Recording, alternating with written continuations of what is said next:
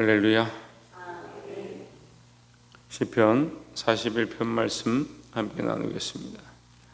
시편 41편은 병 중에 있는 자의 기도인데 다윗이 이 병 중에 있을 때 하나님 앞에 기도하는 모양을 기록하고 있습니다. 41편 1절에 보면 빈약한 자를 공고하는 자가 복이 있으며 재앙의 날에 여호와께서 저를 건지시리로다 했습니다. 연약한 자, 가난한 자를 보살피는 자가 복이 있다. 내가 연약한 자를 보살피고 가난한 자를 돌아보았으니까 내가 공고할 때, 나의 힘들 때에 하나님께서 나를 지켜주실 줄 믿는다, 이제 이런 말이죠. 그래서 우리가 사실은 범사에 죽게 하듯 하는 원리를 알아야 합니다. 그것은 신약적인 관점이고 또 하나님께서 원래 주신 창조의 원리입니다. 우리는 혼자 사는 것이 아니고 서로 협력해서 사회를 이루고 또 가정을 이루고 서로를 도우면서 살아가게 되어 있습니다. 그래서 예수님께서 오셔서 우리에게 뭐라고 말씀하시냐면 너희가 한 소자에게 한 것이 곧 내게 한 것이다, 이렇게 말했습니다. 죽게 하듯 해야 한다. 모든 것을 행할 때 죽게 하듯 믿음으로 행하라고 말씀합니다. 우리가 세상에서 살아가면서 이 하는 것이 다 내가 잘 되고 내 돈 벌려고 하는 목적들을 가지고 행동하고 있는데 말씀은 죽게 하듯 하라. 그래서 믿음으로 다른 사람에게 하는 것이 참 힘들더라고요. 저도 실제로 해보니까 내가 믿음으로 나에 대해서 하고 내가 죽게 하면 그건 할 수 있겠는데 다른 사람에게 죽게 하듯 하는 게 쉽지 않습니다.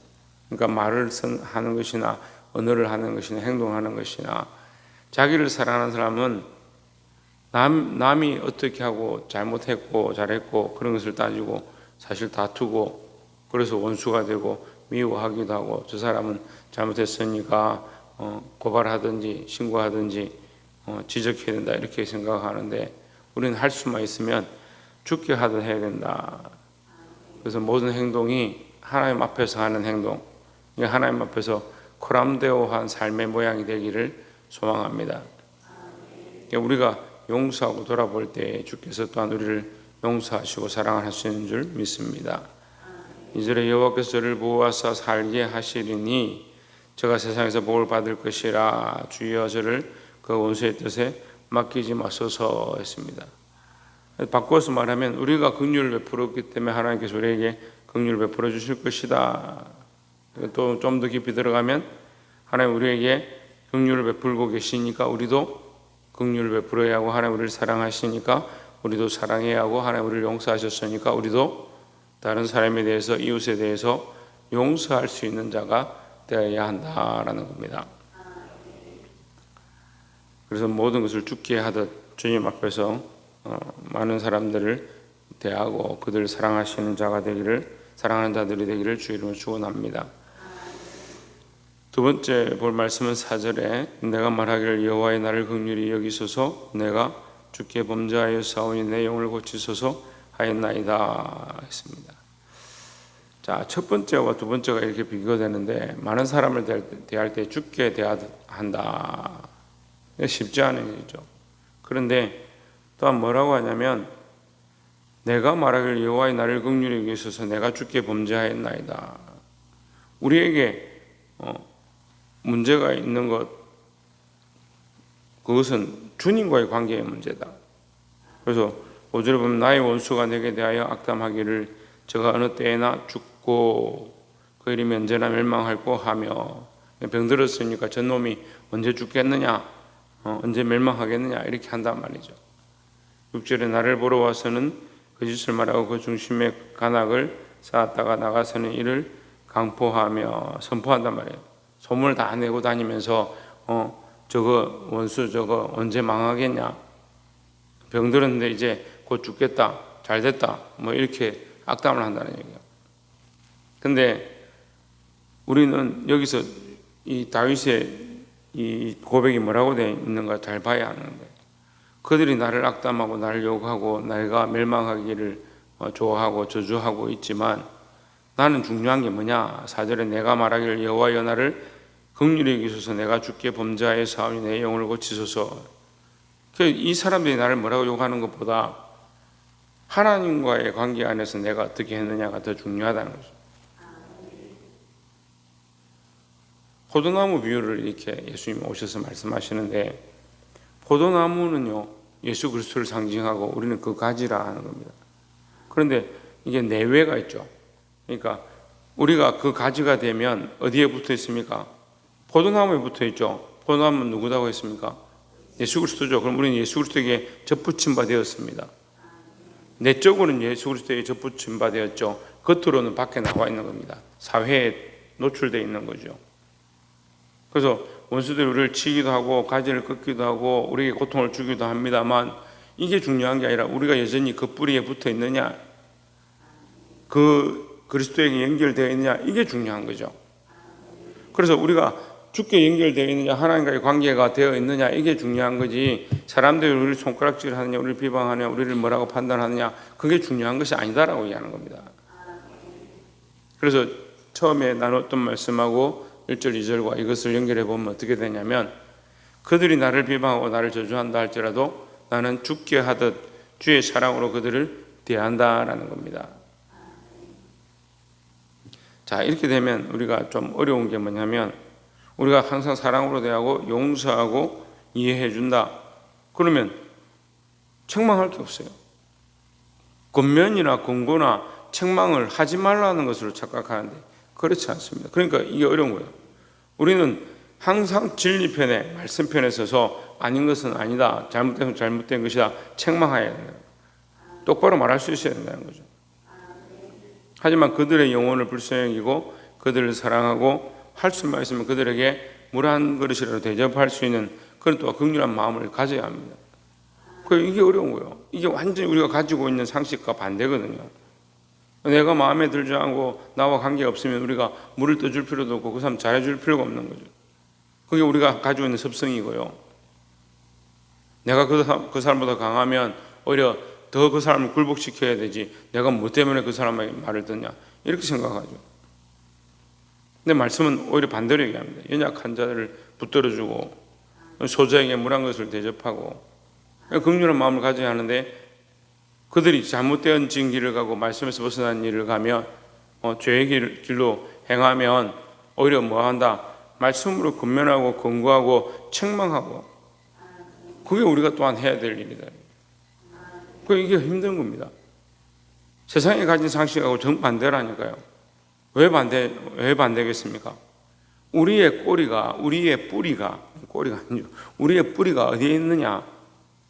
예수 그리스도 안에 있기 때문에 다른 거예요. 밖으로 노출된 것은 세상 사람들하고 똑같이 보이는데, 내가 그리스도 안에 붙어 있으니까 내가 좀 손해보고 좀 망하는 것처럼 보여도 나는 그리스도 안에 있기 때문에 나의 끝은 뭐냐? 영원이다. 그 영원한 데 소망을 두고 구원의 소망을 두니까 세상에서 좀 손해보고 남들이 손가락질해도 그런 거 두렵지 않다. 우리는 그게 안 돼요. 반대가 되죠. 자꾸 그렇게 거꾸로 살죠. 왜? 거꾸로 사는 게 세상 사람들이 가지고 있는 상식입니다. 그런 상식을 가지고 자꾸 빗대는 겁니다. 사랑하는 성도 여러분, 말씀 안에 쓰시고 바르게 보게 되기를 주의 이름으로 축원합니다. 마지막 세 번째로 11절에 나의 원수가 승리치 못함으로 주께서 나를 기뻐하시는 줄을 내가 아나이다 했습니다.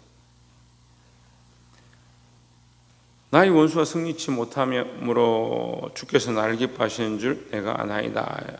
이게 이제 시적으로 이렇게 표현되어 있는데, 이 문장을 이제 직역하면 주께서 나를 기뻐하심으로 원수가 절대 승리할 수 없습니다, 이런 얘기죠. 하나님이 나를 기뻐하시니까, 하나님 나를 기뻐하시니까 내 원수의 목전에서 내게 상을 베푸시고 이렇게 되는 거예요. 그러니까 하나님이 기뻐하신 게 중요하지, 원수가 잘 되거나 승리하는 건 사실은 별로 중요한 관점이 아닌 거예요.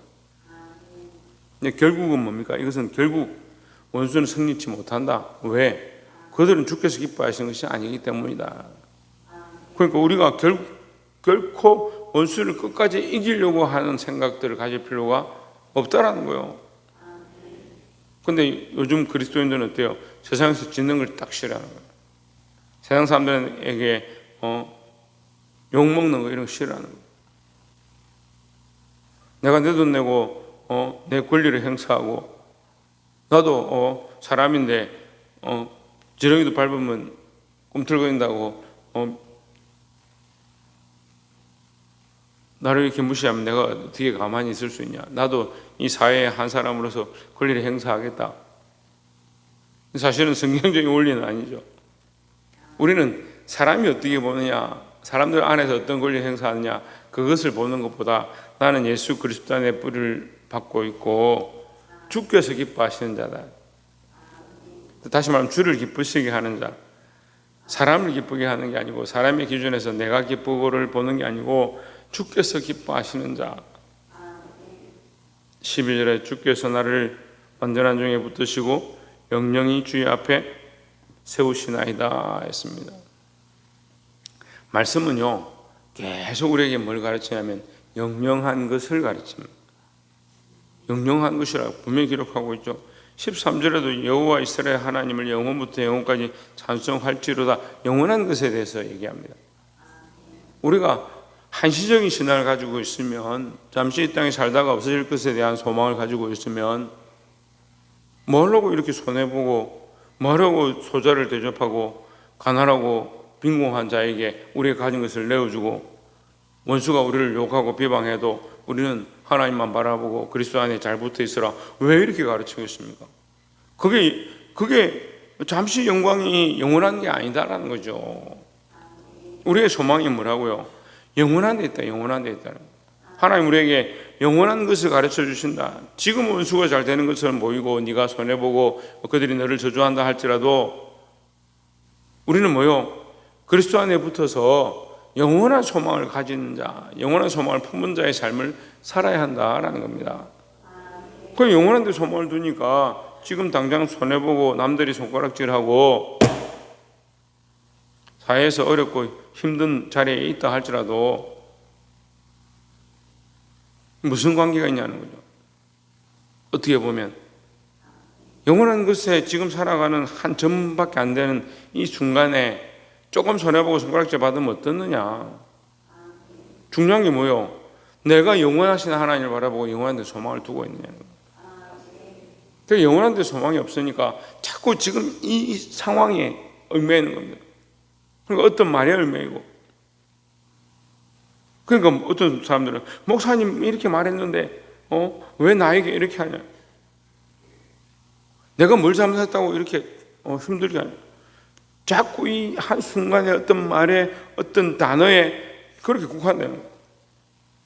내가 그리스도 안에 있고 그리스도 편에 서서 주를 위해 살아가고 영원한 데 소망을 두고 가치관이 이렇게 되어야 되는 거예요. 보게 되기를 소망합니다. 말씀 맺겠습니다. 세상 사람들은요, 당장 눈앞에 보이고 남들에게 손해보는 거 싫어하고 당장 일어날 이 상황들에 대해서 중요하게 생각합니다. 그래서 누가 오르냐, 누가 털으냐, 누가 그러냐, 그것에 대해서 굉장히 중요하게 생각합니다. 하지만 우리 그리스도인들은 그렇지 않다는 거예요. 그래서 지금 손해보고 때로는 괴롭고 고난을 당하고 남들이 비방한다 할지라도 나는 그리스도 안에 뿌리를 내리고 있다. 사람들이 뭐라고 보는 것이 중요한 게 아니라 우리가 하나님 안에 있고 하나님 우리에게 영원한 보장이 되신다는 거죠. 그래서 이 관점을 똑바로 들고 영원한 데 소망을 두고 참 승리를 바라보고 소망하고 승리할 수 있는 저와 여러분 되기를 주의 이름으로 축원합니다. 기도하겠습니다.